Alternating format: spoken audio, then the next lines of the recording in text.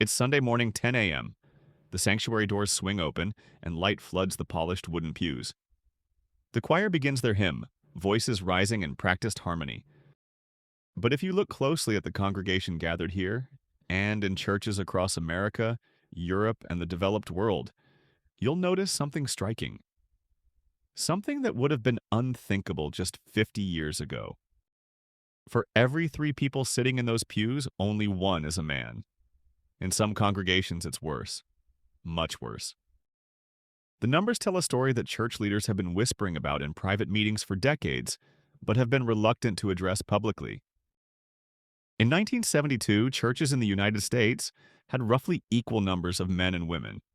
By 2020, women made up 61% of regular churchgoers. In the United Kingdom, it's 66%. In Australia, 64%. And these numbers don't tell the full story because they include elderly men who've attended church their entire lives. When you look specifically at men under 40, the exodus becomes a stampede. A 2023 Pew Research study found that among Americans aged 18 to 29, only 28% of men attend religious services regularly compared to 39% of women. That's not just a gender gap, that's a canyon. But here's what makes this phenomenon truly fascinating. This isn't a new problem. In fact, it might be Christianity's oldest problem. In 1692, the Puritan minister Cotton Mather stood before his Boston congregation and lamented that there were more women than men in virtually every church in New England.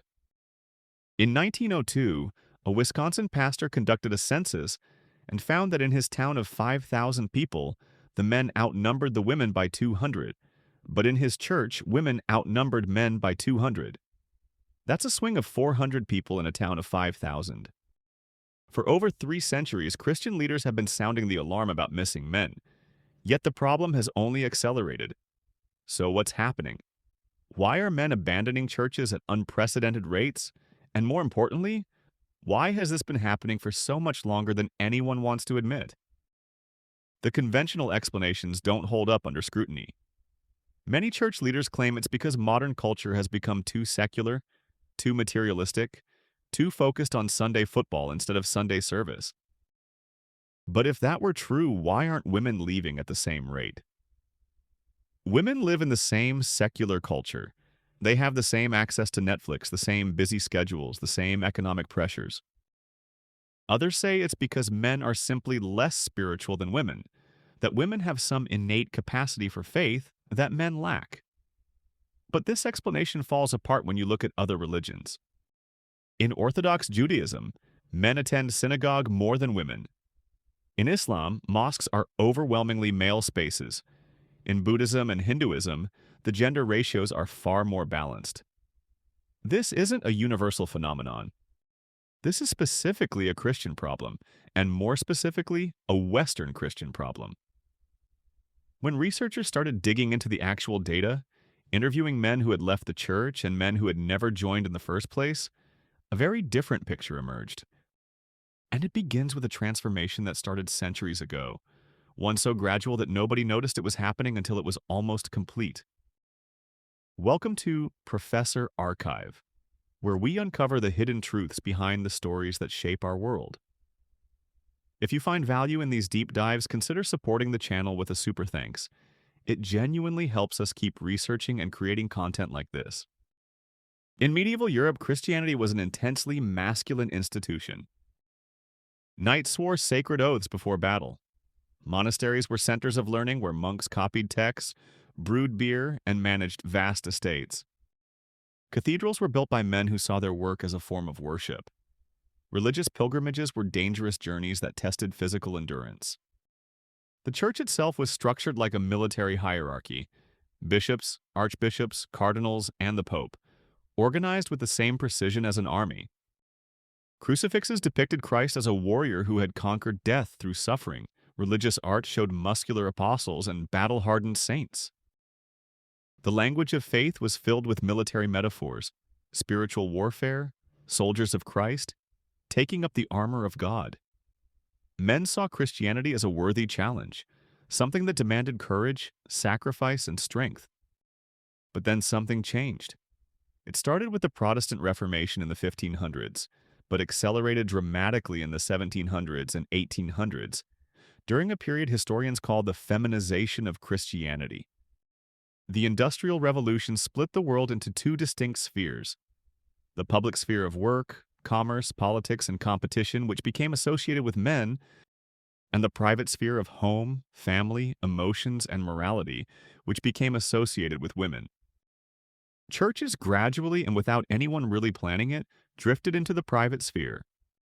By the Victorian era, Christianity in Europe and America had transformed into something almost unrecognizable from its medieval predecessor. Church became a Sunday morning affair focused on domesticity, emotional comfort, and moral instruction for children. The language changed. Jesus was no longer depicted primarily as a king or warrior, but as gentle, meek, mild. Hymns emphasized sweetness, love, and emotional surrender. The Victorian era produced hymns with lyrics like, "I am weak, but thou art strong," and images of Jesus as a tender shepherd cradling lambs. Ministers began to model themselves after the aesthetic of refined, educated gentlemen rather than authoritative leaders.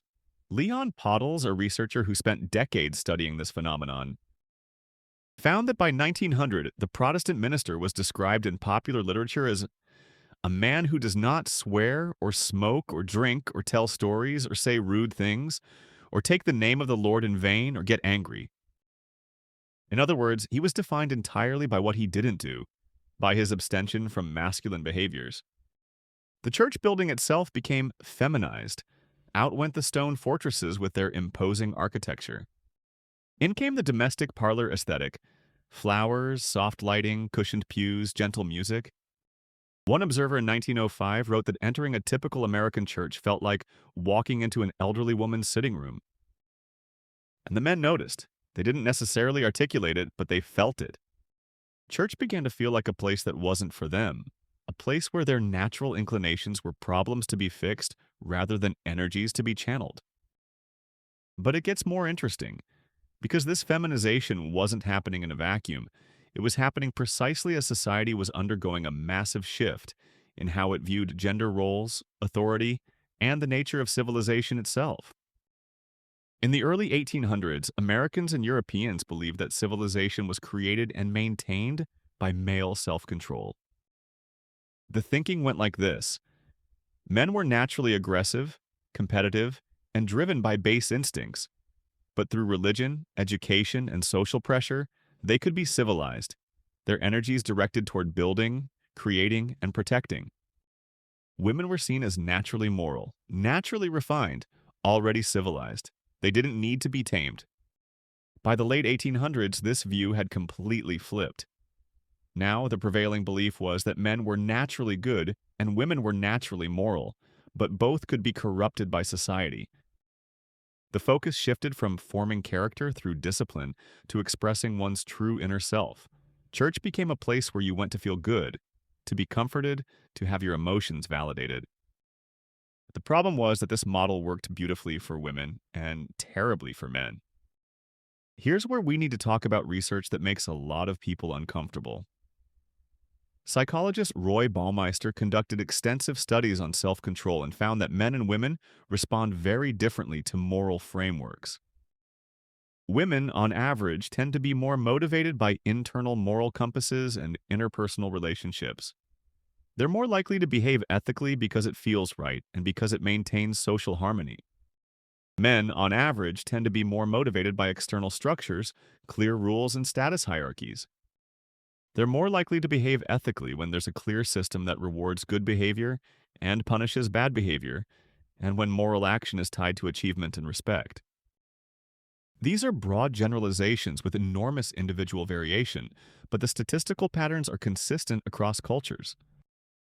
The modern church, with its emphasis on feelings, relationships, and internal moral development, is perfectly designed for the first approach and poorly designed for the second. In 2006, Christian researcher David Murrow published a book called Why Men Hate Going to Church, after surveying thousands of men and visiting hundreds of congregations. What he found was stark. Men consistently described church as boring, passive, and irrelevant to their lives. They sat in pews, listened to sermons, sang songs, and went home, never feeling challenged or engaged. One man told him, "I spend all week solving problems, making decisions, and competing in the marketplace. Then I go to church and I'm supposed to sit still, be quiet, and listen to someone tell me to be nice. It feels like I'm being treated like a child." Another said, "The only time I feel like a man at church is when I'm asked to move heavy furniture." Murrow discovered that the modern church service is structured around behaviors that women, statistically speaking, are better at and more comfortable with. Sitting still for long periods, processing information through listening, focusing on emotional content, building community through conversation, and expressing vulnerability. Now, before anyone accuses this of being sexist, remember we're talking about statistical tendencies, not absolute rules. Plenty of men excel at these things and plenty of women don't. But when you design an institution that requires behaviors more common in one gender, you shouldn't be surprised when that gender shows up in greater numbers. And here's the plot twist that nobody saw coming. The churches that are actually growing, the ones that are adding young men instead of losing them, are the ones that have either intentionally or accidentally rejected this feminized model. Orthodox Christianity is growing in America. The Orthodox Church, Greek, Russian, Antiochian, has been gaining converts at a steady rate for the past 2 decades, and about 60% of those converts are men. Why? The Orthodox liturgy is nothing like a contemporary Protestant service. It's ancient, formal, mystical. There's incense, chanting, icons, and liturgical precision. Men stand for most of the service, sometimes for 2 hours or more. There's physical endurance involved. The theology is deep, complex, intellectually demanding. There are clear hierarchies, ancient traditions to learn, and a sense that you're participating in something bigger than yourself, something that stretches back centuries. It's not comfortable, it's not casual, and men are drawn to it in surprising numbers. Traditional Latin Mass communities in the Catholic Church are experiencing similar growth.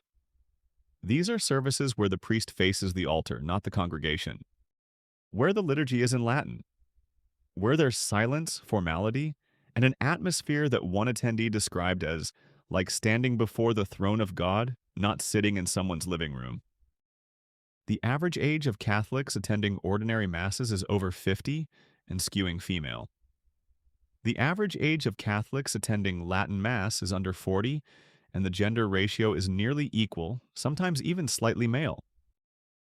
Charismatic and Pentecostal churches, despite their very different style, are also holding on to men better than mainstream Protestant denominations. Why? Because they offer intensity, transformation, and a sense of spiritual warfare. The language is about victory, power, and overcoming. Men aren't there to be comforted, but to be changed. One researcher studying this phenomenon noted that Pentecostal services feel less like therapy sessions and more like training camps. Then there's the Mormon Church, which, despite facing its own challenges, has maintained an almost even gender ratio. The Church of Jesus Christ of Latter-day Saints has something that virtually no other Christian denomination has: young men flooding into service. How? Through mission work. At age 19, young Mormon men are expected to spend 2 years as missionaries, often in foreign countries, often in difficult conditions.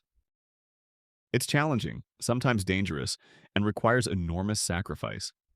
And young men volunteer for it in droves. It gives them purpose, tests their capabilities, and places them in a male mentorship structure, where they're expected to rise to challenges rather than be protected from them. What all these growing groups have in common is that they've rejected, either consciously or by maintaining older traditions, the feminized model of Christianity. They offer challenge, hierarchy, struggle, and transformation.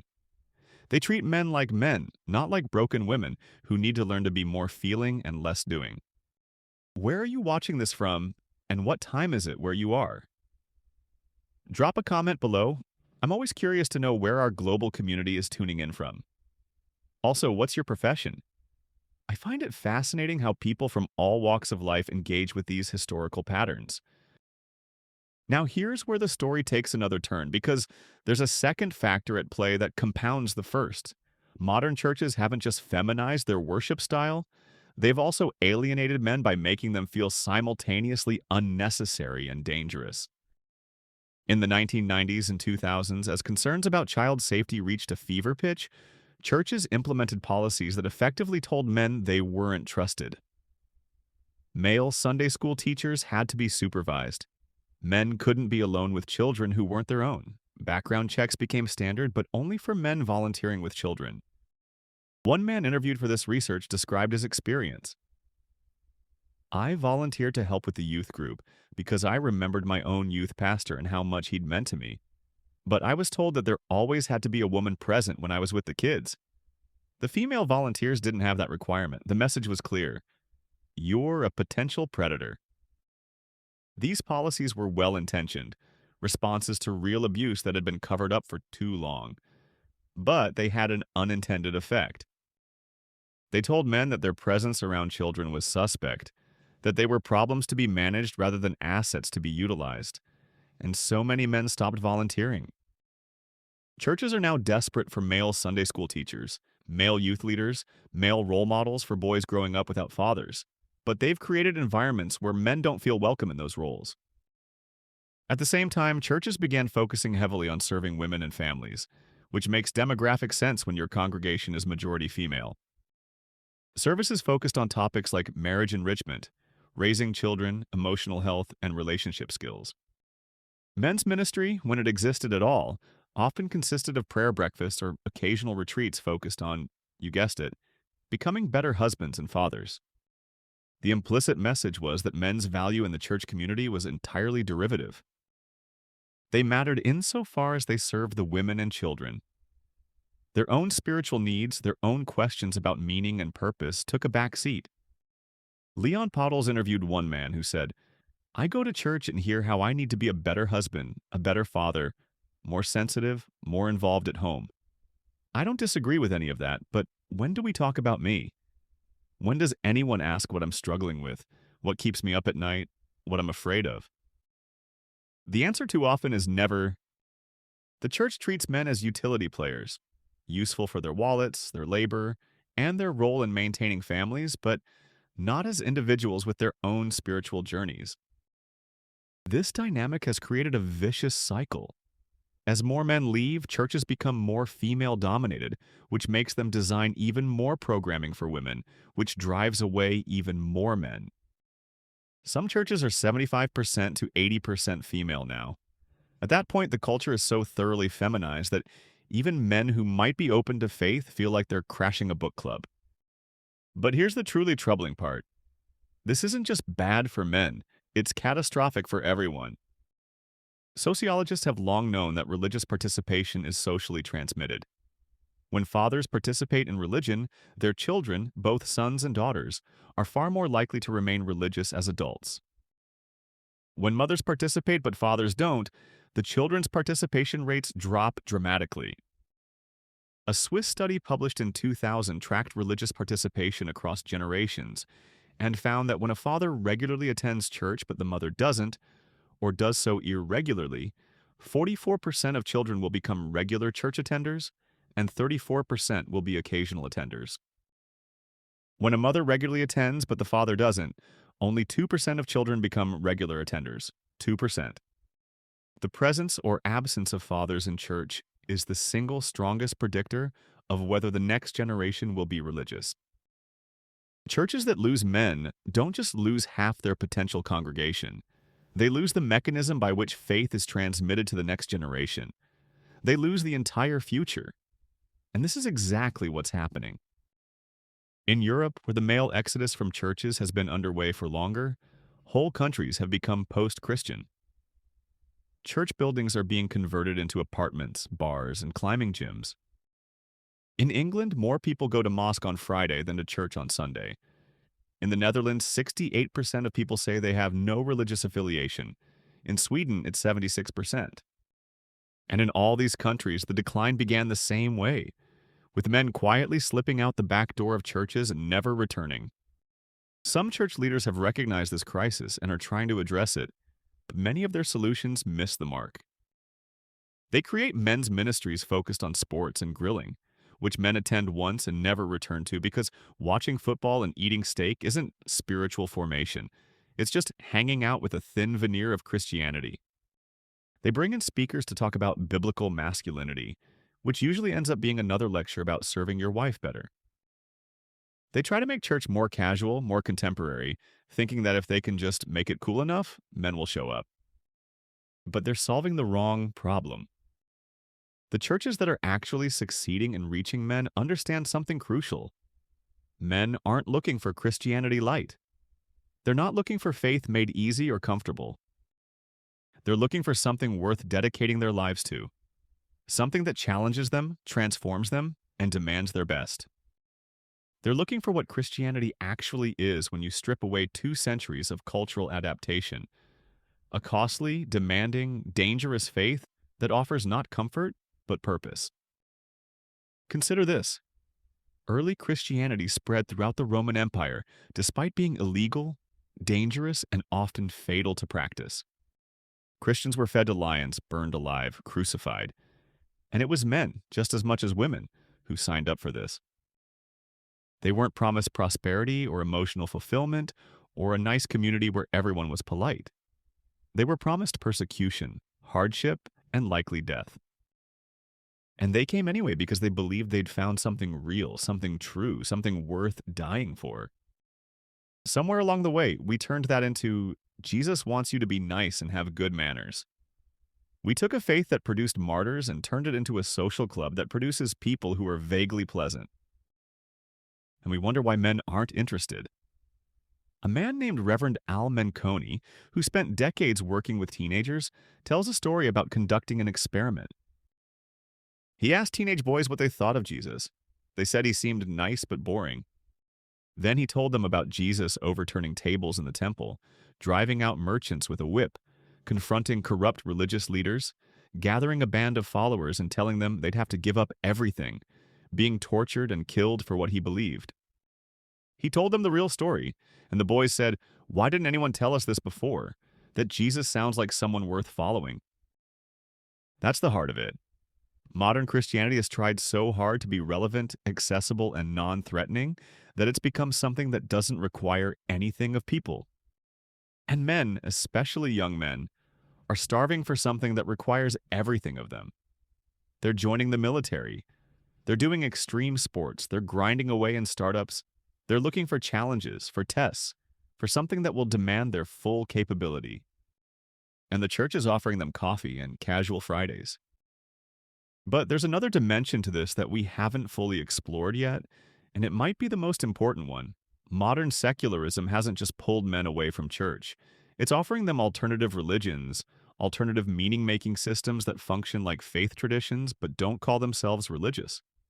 And these secular religions are often specifically tailored to appeal to men.